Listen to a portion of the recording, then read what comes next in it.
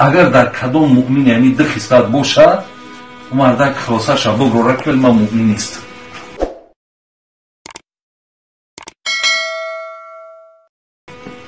این پیامبر نازنین نمیگه خصلتانی لا تجتمعان فی المؤمن. دو خصلت در مؤمن جمع نمیشه. یکم البخل، بخیلی.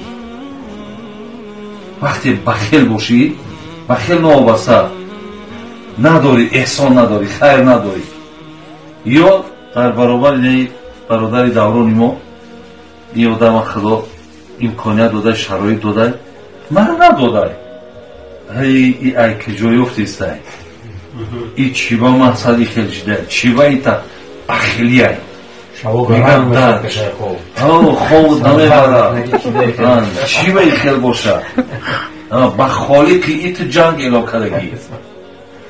برای همین میگه یکم همی ای باید در مؤمن همین خصلت بخل نباشه، باید بخیل نباشه و بخیلی هم به این معنا هم هست تماما در سرخان منجم کردگی نباشه. باید مثال ما در حدیث ها داریم خانه ای در که مهمان نباشه اوجا غضب خدای. دویم و سوء الخلق. دویم چیزی که در مؤمن باید جمع نشود فعلی بد. فعلی بد نه اخلاقی خوب ندارد، فعلش بسیار فعلی بده.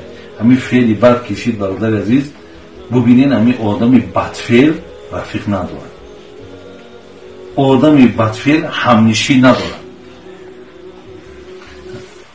فضیل ابن عیاض یکی از کسانی هست که در همون کتاب مردک همین عطار بسیار وصفش میکنه که بی‌نهایت یکی از صوفی ها بگیم و شیخ های بسیار معروف و مشهور بود.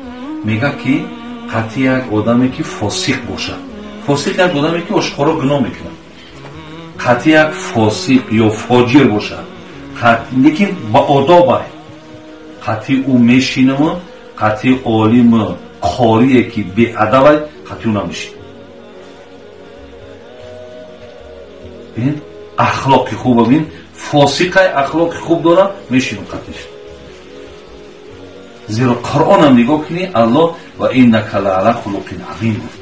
پیغمبر ما چی بود؟ خداوند چه اخلاقی بسیار نیکو داری. اخلاقی نیکو بود. برای همین برادرای عزیز حقیقتا بخلم در مؤمن جمع نمیشه. همیشه ما باید با همین صدقمون چند قدر رای مشکلات و بلا و آفت هم میگیریم لیکن خمون درد نداریم. و یک کمتره یک چیز دیگر جاهلی داریم، یکان مثال صدمه بالامون میاد.